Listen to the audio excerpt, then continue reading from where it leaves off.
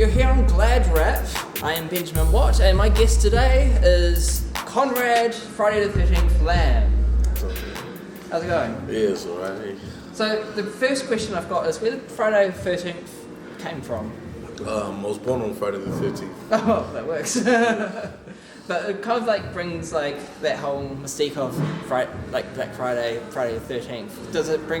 Do you try to bring that into like a persona that actually scares your opponent at all, or is it like, nah, it's Friday the 13th? Nah, the character Jason Voorhees, he's pretty unstoppable, so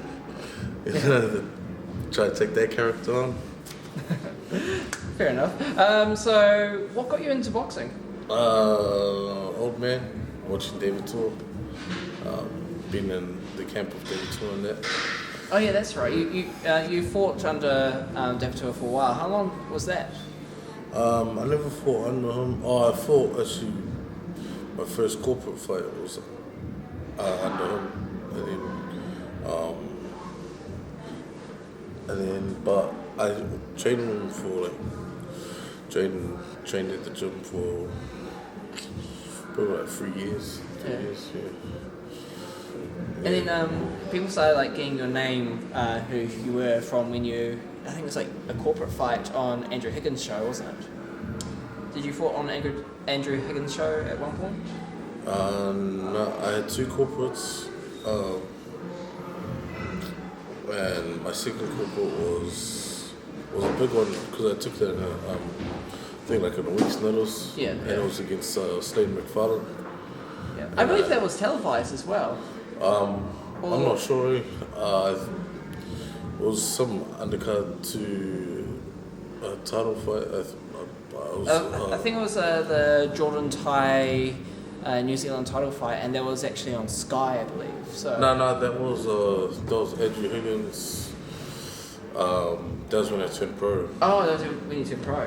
Yeah, so the Slade McFarlane fight, and then a year later I turned pro. Yeah. So, Yeah, and you managed to, before we go on to that other pro fight, I've noticed that you've kind of developed quite a bit of a bromance with Julius Long and Dan Hensey. it's good. How's your relationship with those guys? How that come along? Very good, very good relationship with them, and especially with Julius Long. Ever since he came to the tour camp for sparring for David Tour, also for Alexander Ustinov. I was looking after him when he was sparring tour, so then ever since then we just just became tight. Learned a lot from Julius, especially at the advantage of Julius being the tallest boxer in the world. Yeah. You're not gonna find many sparring partners that are that 7'1". That tall, yeah. Yeah. Yeah, and like he trains you now, doesn't he? Kind of. Yeah, on and off. I have a few trainers, old man, and then my strength and conditioning at OFB, Alvin Smith. And just recently I've just been training with Terry and Smiley. Oh yeah. Yeah. It's quite a good crew they've got. I mean, like they've got obviously Smiley. They've got Tori, who's just won, bronze medal at the Commonwealth Games, and Giovanna, who's number one in the world at the moment. Yeah. Terry's a good dude, real good dude, and just having a team like that was just because I don't fight out of any gym. Just people ask me when we'll fight out of the garage. Yeah, and like you've also got that relationship with Dan Hensey. I remember that night for Julius Long's bachelor party. Yes. Great night. Yeah, good night. We won't go into that. So you had that fight in Australia. It was your second pro fight, wasn't it? Yes. Yes, it was. And you were fighting... No, sorry, it was my third pro fight. That was your third pro fight? Yeah, the second pro fight was the Browne Butterbean. Oh, that's right. It was on the Duco show. Yes. How did you feel from the Browne Butterbeans fight? The Browne Butterbean fight was very tiring at the end. I was very tired at the end. So now I've learned a lot since those fights. So. And you have came a long way since then. I mean, I do remember Browne Butterbean a long time ago asked for a call out, but I think he's actually quite comfortable retired now, apart from this one-off he's doing at the Duco show. Would you ever fight Butterbean again, or? Yes, if he was to ask me to fight him. But I don't know. For me, I've never turned down a fight, so I wouldn't never turn down a fight. Yeah. Now, so in the future, I would never turn down a fight. It's a good attitude to put towards fighting, because you see a lot of boxers these days who are just sidestepping. It's like, oh no, I don't want to fight that guy. But it is actually really good to see someone that was like, all right, I'll fight this guy anytime, anywhere. Yeah, well, you gotta take your opportunities, eh? Yeah. I've actually quite like my way I've gone with my career, because just kind of just chucked in there and then, are you fighting this person? Sweet. Yeah. And then you had after the Butterbean fight, you fought in Australia, and you actually did quite well. I think you, was it by knockout or you just won by decision? Won by decision. I only had to get, I'll look at the back of the fight and then it was just like, I only had to get one more knockdown to finish the fight, because it was a 3 knockdown. After the 3 knockdown rule. So, and so I knocked him down twice, and then all I had to do was knock him down one more time, and then would have had an early night, but ended up going to 6 rounds, and then that was a very good fight. That was someone similar to my weight, similar height. So I enjoyed that fight very much. Yeah, and it was the first fight that you went the full 6 rounds, because the other 2 obviously were 4 rounds. Yeah. But yeah, and then you had the couple of shows on the Craig Thompson. Was it a little deal you did with Craig Thompson to build your career a little bit? Or? No. I was supposed to fight James Wilson. They came up and I accepted that, and then James Wilson got injured. Yeah, towards bicep or something like that. Yeah, and then so I fought Tusia Safo, and then got offered to fight Alpha Tutu. Yeah, and those were really good fights as well. You not only knocked them both down, but you kind of created a name for yourself from those fights, because you showed how much speed you've got and how much power you've got when you throw your punches. I don't know. I just let the spectators decide that. Not in a position to say. But I don't know. Took myself up. Yeah, that's another good attitude to have. Don't talk yourself up. But also at the same time, good to have some entertainment when talking yourself up. But I know for me, it feels like people can actually fear you now, because they've seen what you've done with these 2 guys. One legend and a guy that who took the fight in the last minute, but you still annihilated him. Yeah, no, it's always fun to get those kind of wins. But to tell you what, I thought it was a very good fight. I thought, because he didn't back down, he bring it in. And I haven't had someone like that. Probably,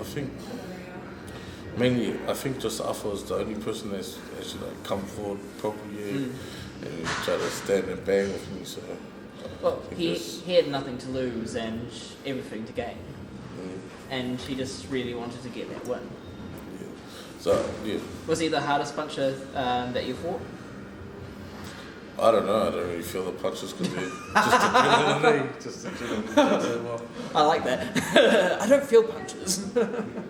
I guess I'll feel them afterwards, but not during. Yeah. But I guess that's another thing that we have to mention is you've got the best chin, almost the best chin in the game at the moment.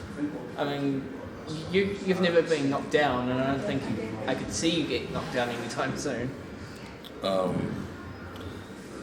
don't know. You just haven't received a heavier shot yet. I don't know. I've received some heavy shots, but don't know if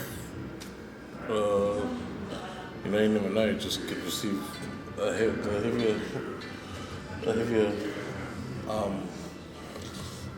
heavier shot than that. Just take it. I don't know. Just not in a place to say about. Because it could be caught unexpectedly, and might be could be a light shot, and I just didn't see it coming. And put me to sleep. You just never know what shots could actually really affect you, because the heavy shots might not have landed properly, but the light shots will have really affected you because they've landed very cleanly. Yeah.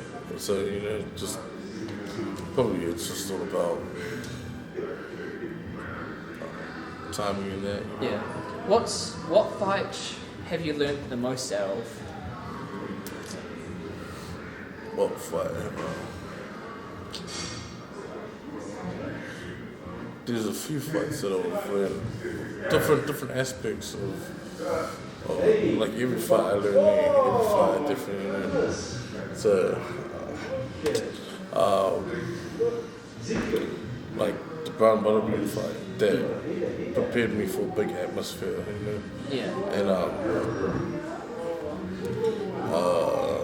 dealing with the hype of that. Yeah. And like the any backlash that came from that as well. Yeah. So there was a lot of talk after that. Before that there was a lot of negativity saying that just people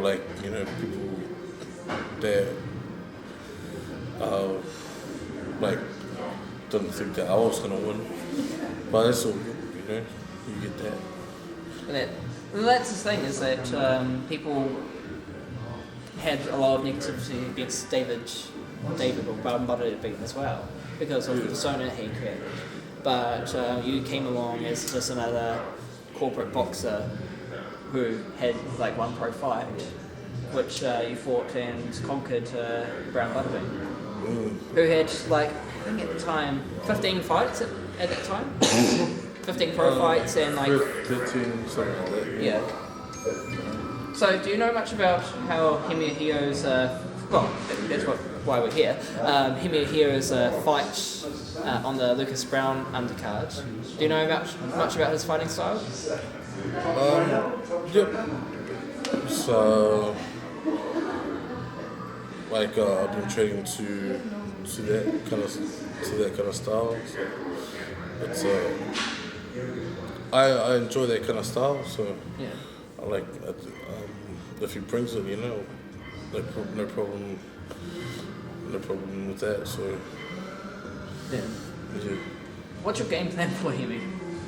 We'll find out on Saturday. Next Saturday. Just, get in there and let it happen there and just kind of. Do you have a message for him? No. Best fighter. May the best fighter win. Nice and humble.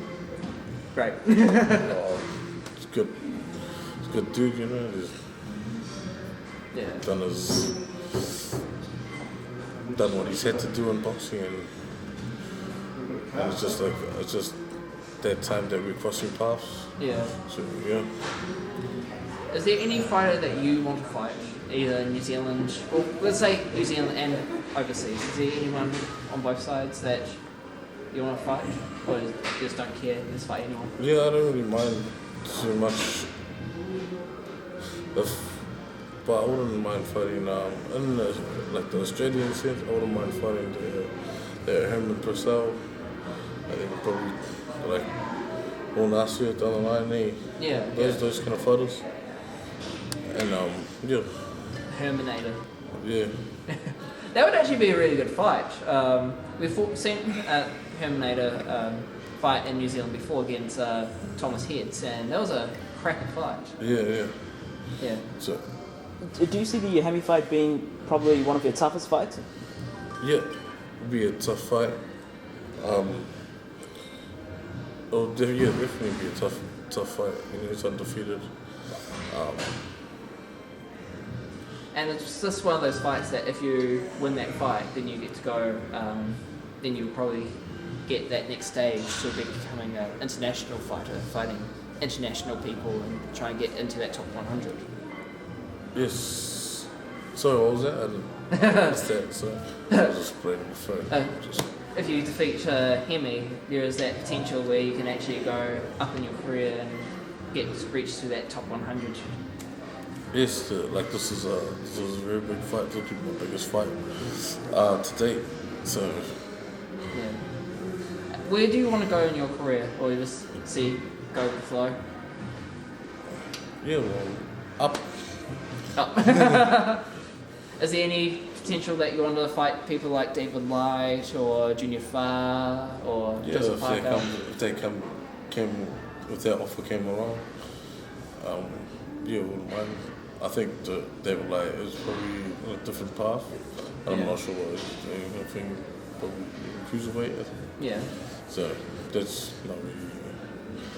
But if that offer came along, you would definitely take on David Light. Depends, what is it in for? What is it in for like us? Like, cause I'm just gonna fight for no reason. Yeah. As long as it makes sense. Yeah. Because you don't want to fight for the sake of wanting to fight. You want to actually, if it actually leads to something, like either winning for a title or the person who wins gets to fight Junior Farr or etc. Yeah, something like that, and not just fight because people want to see it. Yeah. Yeah. Well, I think a lot of people would like to see that fight. I'd like to see some people fight, but they don't do it.